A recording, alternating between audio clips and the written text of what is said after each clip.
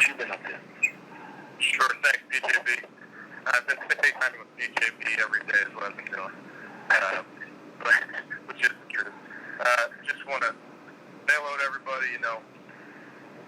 Strange times as we're all dealing with this in our own way, and we're all, thinking about what's been going on in this world. I do want to make sure that everybody knows that we're thinking about you guys. We want to make sure that this is touching all of us in a bunch of different ways, and it's unique. And I know we'll talk football here, but I am thinking about you and your families, and I do hope you're staying safe. And that's what we're doing. I'm here in Minnesota. I've been here for, maybe 2 weeks. The plan was not to come out here for 2 weeks, but kind of got, I don't want to say stuck out here, but we paused our move. We postponed our move, like I guess everybody in their life is doing right now, postponing some things. So we're just taking it day by day, working remotely, which I'm happy to kind of talk through how that's been going. But a lot of family time. This is definitely testing my parenting skills. I'm one of the better gym coaches there is right now. PE's been a big hit in this household. But just we're like everybody else, taking it one day at a time and staying safe and really staying together and listening to the advice of the public and medical officials. We're making sure we're staying home and being safe, and I hope you're doing the same. But strange times, but again, we're full steam ahead, getting ready with our team, getting ready with our program, and really ready to deal with whatever the rules come out to be for this off season. So with that, I'll take any of your questions. Hey, Kevin, how challenging is this kind of day-to-day? You never expected anything like this. None of us ever did. But how challenging is this to be a first-time coach trying to put together all you have to put together to get ready for a season that we're not even sure we're going to have?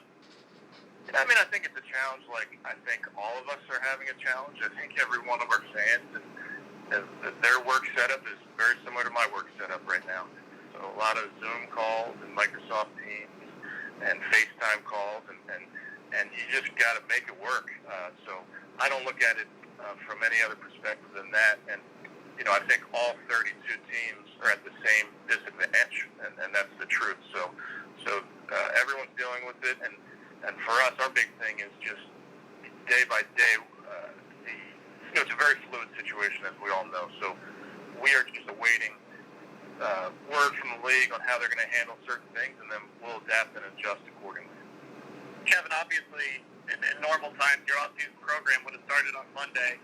Are there plans in place to have virtual meetings with players starting Monday or anything like that, or do you just not know yet?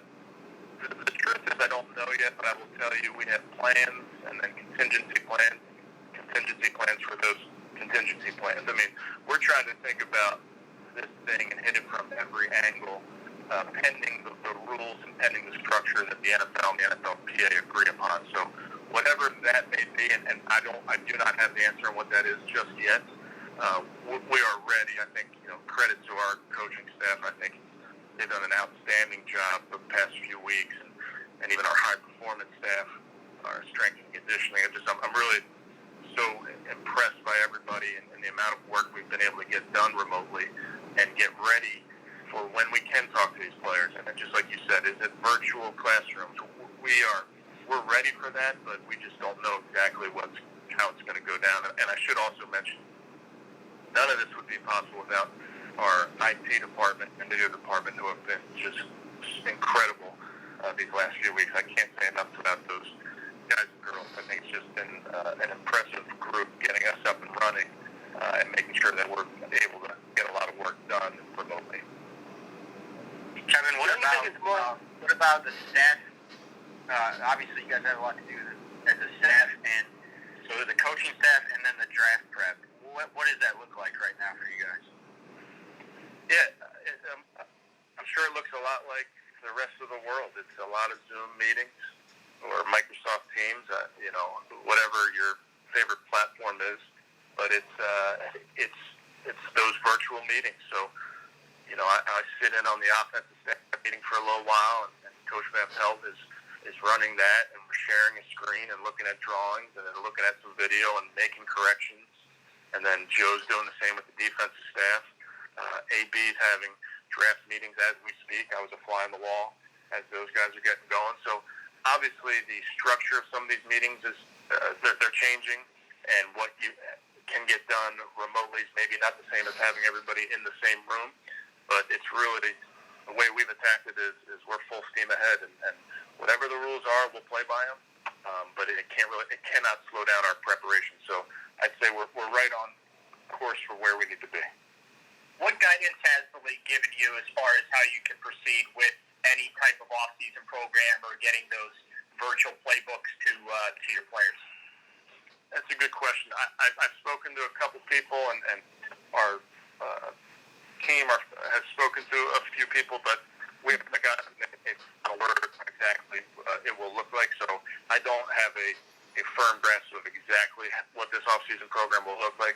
But I will tell you that we've spent so much time thinking about the different ways it could go. Whatever the rules, whatever they bring up, we'll be ready. Kevin, how have you felt about the free agent acquisitions, Conklin and some of these other guys? Yeah, I think credit to Andrew Berry and his staff. I think AB set out a plan and followed through on it. And you never know as you go into a player acquisition period of exactly how it's going to play out. But, we identified some people that were real important to what we want to do and who we want to be. So I think just as this period has gone on, I think when you talk free agency and then the draft, it was just so important to get the right players in here, but to get the right people. And I know I've harped on that, but I'm going to continue to harp on that because I really think that's a big part of our program. So the guys you mentioned, they really fit the mentality of what we want to be. So I think really nice job so far, and I give a ton of credit to Andrew and his crew. They've done outstanding, and I know they're still working because there's a lot of work still to be done. By getting, Kevin, for example, go ahead. I was saying basically, I was just thinking, I yield, as they say. Go ahead. Kevin, do you think you and the other first-year coaches, are you guys more somewhat of a disadvantage that you're introducing new programs to your players? No, I don't think so. I think all 32 clubs are going to be playing by the same rules. Whenever we see our players, whether it's via a Surface tablet or seeing them in person, I think we'll have our program ready to go and our installs ready to go. So I think we're in the same boat as everybody else. Kevin, some of the guys you signed on defense, they're not particularly big names, but are they guys that maybe are very important to you or people that you would target? Can you mention, talk about a couple of those that are dear to you? Yeah, I think, Andrew and our group really identified as important as those day one guys are, and everybody thinks about those guys first, but it's really all of these guys, regardless of the day you got them, regardless of how you acquire them. I think all of them play a huge key into this thing. So in terms of the defense, a lot of these guys, may not be the biggest names, but I just know when you're putting a system together, you're looking for systematic fits. I think that's what we've done so far on offensive defense, but particularly I think we've added a few guys that fit our scheme, that have some versatility in the back end. You have guys that can play, down safety, post safety, nickel. So there's some versatility to the guys that we've added, which is really important when you're putting a new scheme together, because there will be some moving parts, making sure that you have everybody where you need them. Hey, Kevin, obviously you're keeping your head up and saying, you're not at any kind of disadvantage. I'm just curious, personally, how disappointing is it? I mean, you talked about April 6th, kind of from the first time we met you. So how disappointing is it to not have these guys in the building Monday? Well, April 6th is an important date. It's my daughter's 5th birthday, so I should mention that first. Honestly, I really, truly believe we have a plan in place. We have a program that we're ready to roll out, pending, some of the structure of what we're allowed to do. So, we preach this all the time, that you have to be ready to adapt and you have to be ready to hit the curveball. So this is a bit of a curveball, but I think our guys are thinking creatively about how to attack this off season, and that's where I have a ton of confidence in our coaching staff working really hard to make sure that we attack this off season, because it is a unique off season. It's not one that I think people have seen before, but it's our job to attack this thing and make sure that we make great strides this off season, regardless of what the structure of this off season looks like. Coach, can you talk about, we've seen, Baker Mayfield has posted some pictures of himself working out really hard and kind of getting fans, pretty excited about the shape that he's in. And can you just talk a little bit about, seeing what some of your guys, in particular Baker Mayfield, and how he's attacking this offseason? Well, I'm not on social media, so I'll just take your word for what he's posting. Or PJB will keep it posted is probably what will happen. But, yeah, I think in my talks with Baker and all of our guys, they have the right attitude about this thing. And, whether they want to share that with the world, I think that's up to them. But I do think it's so important that the strength and conditioning aspect of this is going to be difficult. Social distancing and the guidelines that the states have put forth are very important that our guys heed those guidelines. So that's the number one I would tell you. But number two, that their body and the shape that they're in matters to how they play this game. So we with them are going to have to be creative about this and make sure that they're getting the work in that they have to get in, because a lot of gyms are closed, and a lot of places you can't go work out with a buddy. You got to do these things on your own. So there's definitely a Spartan element to that. But I'm glad to hear that Baker and some of our guys are attacking this thing. Okay, Kevin, along those lines, how can you make sure that your players are adhering to kind of the team specifications on how you want them to work out? Yeah, that's a great question. I think that's something that that's a question that we're looking to get some guidance from the league on. I know it's been written about, there's workout bonuses for guys, and how do you know that they're doing the workout? So that's a bit of this puzzle that I think we're still awaiting some word on. If they're anything like me, the guys are bored to tears and they probably really want to work out. So I think but we'll be ready. Again, whatever the league determines is the way to appropriately check up on the guys. Kevin, what does Case bring to your quarterback room, and why did you want him so much? Can you repeat that one? Yeah, what does Case Keenum bring to your quarterback room, and why did you obviously target him? Yeah, I think that's a valuable position, that backup quarterback, for a bunch of reasons. And I've seen it in my career where sometimes the backup quarterback doesn't play at all. Sometimes he plays a lot. So it's certainly a position that we didn't want to take for granted. And I just know Case Keenum, the person. I know Case Keenum, the player.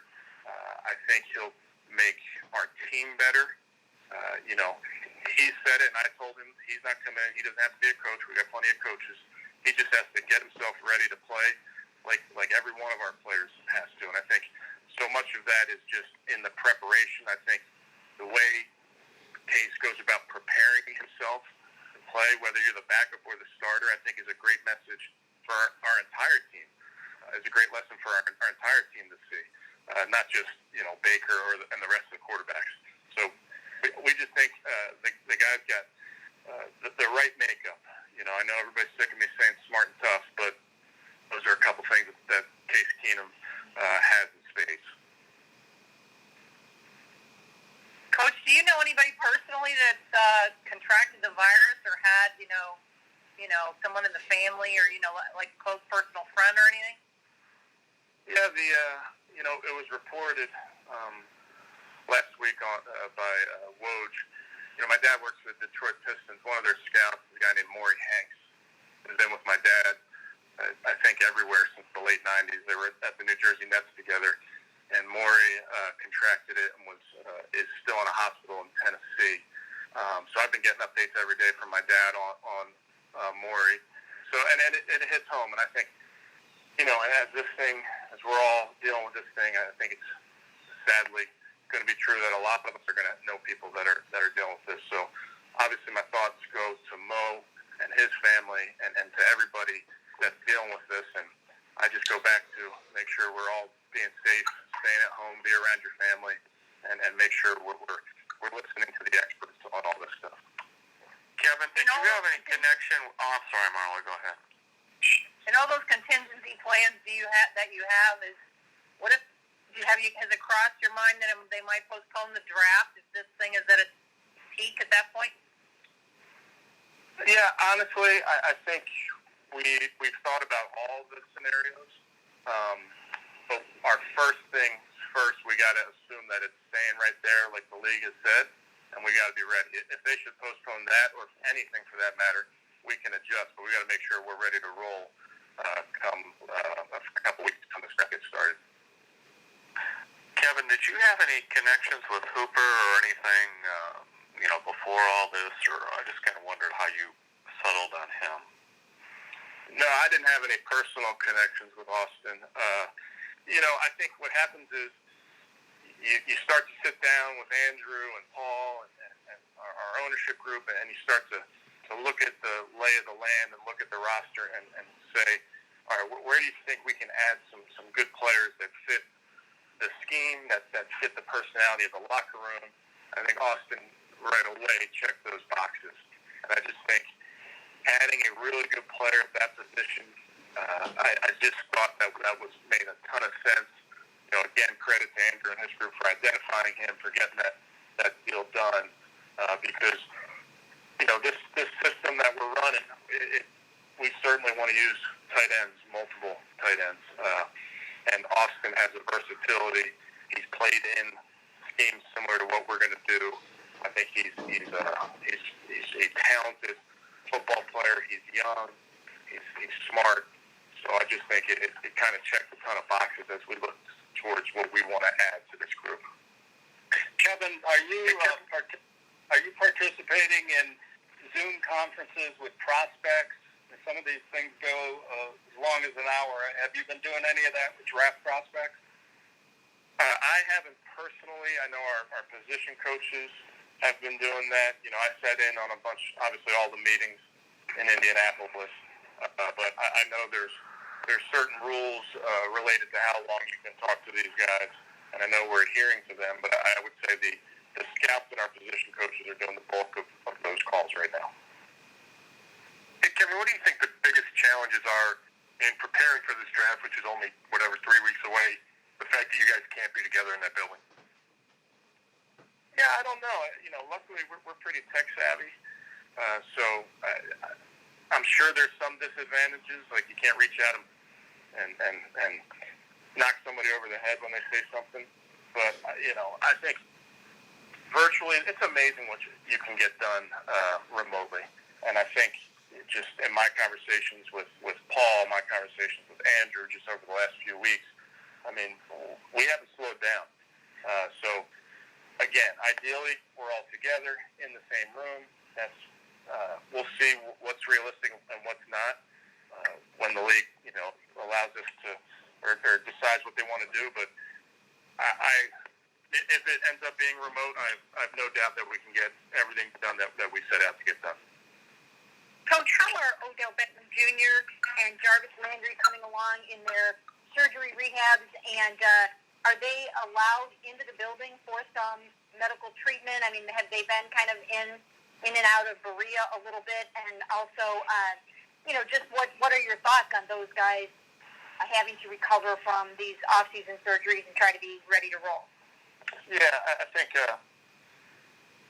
think both those guys are exactly where they need to be in terms of rehab progression. I think Joe Sheehan has been in touch every single day with those guys, so he's very aware of where they are and what they're doing and how they're progressing.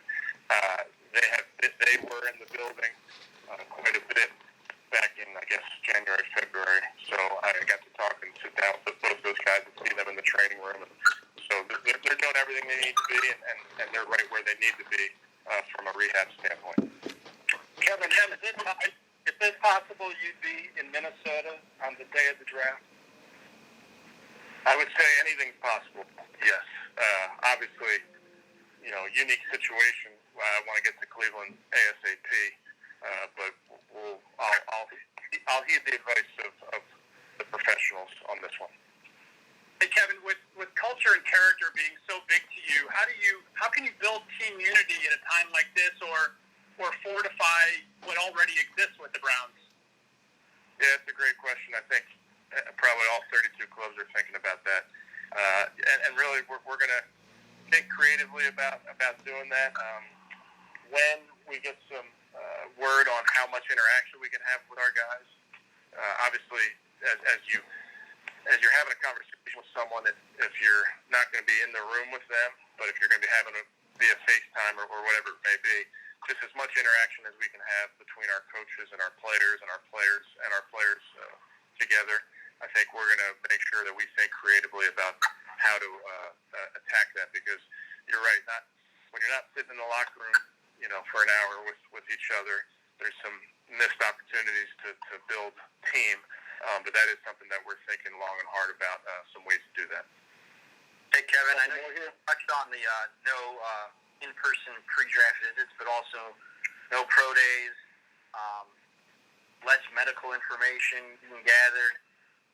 Just how much harder is the pre-draft process because those things aren't taking place like they normally would be right about now? Well, I guess I would answer that by saying if it's a disadvantage for all 32 clubs, then we're all in the same exact boat. So I don't think it's a disadvantage for anybody then. So we're all dealing with this. We have our information. Our scouts are working hard still, and they've done a great job throughout the fall and through the combine of gathering information. So we'll be ready to go. But is it a unique year? Would we love to have more medical information? Would we love to be able to go out to these pro days? Of course. But we're dealing with what's out there, and that's our job to adapt. But I just think because it's the same for all 32 clubs, I don't see it as a disadvantage. Hey, Coach, are you someone on your staff at least able to check in with the players to make sure they as well as their families are okay as they go through this? Oh, yeah. And we've been doing – you can talk to your players, just can't talk to them about football during this dead period. So we've spent plenty of text messages and phone calls just checking in, and that's exactly the message that's been coming from me and from all of our coordinators, from our position coaches, is our players' safety and the safety of their family is the number one priority in this thing. So we're making sure that if they need anything, they know that we're here to help them. Kevin, is it 100% certain that Jack Conklin will stay at right tackle? I would say that is the plan right now, yes. Kevin, have you thought about how you can do team building, camaraderie? You have a whole roster to try to bring together. You have a whole coaching staff that they need to get to know their players, and just that whole team feeling. Have you thought about ways that you're going to be able to accomplish that, perhaps remotely? We have thought about that, and we have some ideas with our staff. I think Sean Bowles has been tremendous this past month or weeks, whatever it's been, just in a sounding board and thinking through this thing. I think Paul DePodesta is a great idea guy when it comes to certain things that you can do. So we have a lot of ideas that we're itching to put into practice when it may come. But I would also mention, I was part of the lockout season. I'm sure everybody was. And so there was that. This still had precedent where you didn't have your team together in the spring and summer, and you still were able to get them ready and play football. So, again, ideal, not stay together, no, but I think we'll find a way. Kevin, how do you feel about Goodson and just in general your linebacker group and with the young guys and that? Yeah, I think adding BJ to the room gives us, a guy who's been productive, has played a little bit, gives us some depth there, has played special teams, a good athlete that we feel fits our scheme. And then we got some young players at that position. So it's a big year for year two is always a huge year for players in the NFL in terms of taking that jump and not being a rookie anymore.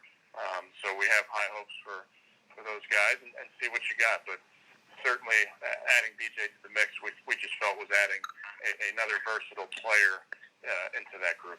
Is he a middle linebacker or what is he? Yeah, we'll see. I think certainly has the capability to do it, but I like versatility. So the ability to play different spots is important. Hey, Kevin, how creative have you gotten with the in-house activities at the Stefanski household, and what's the most popular game right now? Oh man, this I could go on for an hour. I have a lot of experience here. The e-learning, they're doing a nice job. I'm learning from them as they take their classes online. I'm learning how they as students respond. So now I can help that. I can use that information for when we get to our players. But there's been a lot of, luckily the weather's decent. So there's been a lot of outdoor breaks. So baseball has been coming back. A lot of bike rides.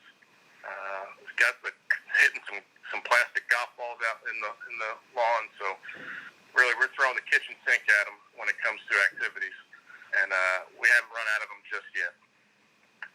Coach, Hey, Kevin, you said that we got time for two more. All right. Hey, Kevin, you said you went back to Minnesota and didn't plan to still be there. Was it just a matter of if you're going to work remotely, why not be with the family? And was that a difficult decision? I guess how'd that play out? Well, that's exactly right, and that's a credit to Dee and Jimmy and what a supportive group we have where, family comes first, and I just felt like I could work remotely from here as opposed to being away from my family or bringing them to Cleveland, and if you're going to be quarantined, it made more sense to be in a place that they knew, initially and are used to this house, so to speak. So I just think it was important just to make sure I was somewhere where we could get a lot of work done still. But I'm like everybody else. I wake up every day and read the news and ask the questions of, all right, when do you think we're going to get going here? When are we going to load a car up? All that type of thing. So it's very, very fluid from that perspective for us as a family. Coach, why did you think that it was important to sort of establish from the outset that you guys are 100% committed to Baker Mayfield, that Case Keenum is coming in here, as his backup and, kind of like a mentor as well. But why did you feel that was important to set it forth like that? Yeah, I just think I believe in Baker Mayfield. He's our starting quarterback. I think he's a young player that I think we've all seen glimpses of this kid being a really good player. So I just think, organizationally we believe in Baker Mayfield. And this was part of my job and our job to surround him with some people that are going to help make the best version of Baker Mayfield. That's myself, Alex Van Pelt. And then I think Case, his role, he's done it all. I mean, he's been a starter. He's been a backup. He's had to fight to be the third string guy on teams. He's been the undrafted player. So I just think adding him, he knows his role perfectly. And everybody knows it's to get things done. It's good when you have role players that understand what their job is. So I just felt it was important and Case felt the same way. Our initial conversation with him was very upfront, and he had already told us that he had already circled this place as somewhere where he felt like he could come in and be that backup and provide a ton of value from that position. All right. Thanks, gang. Appreciate your time, Kevin. All right. Thanks, everybody. Please stay safe. Thanks, Kevin. Thanks a lot.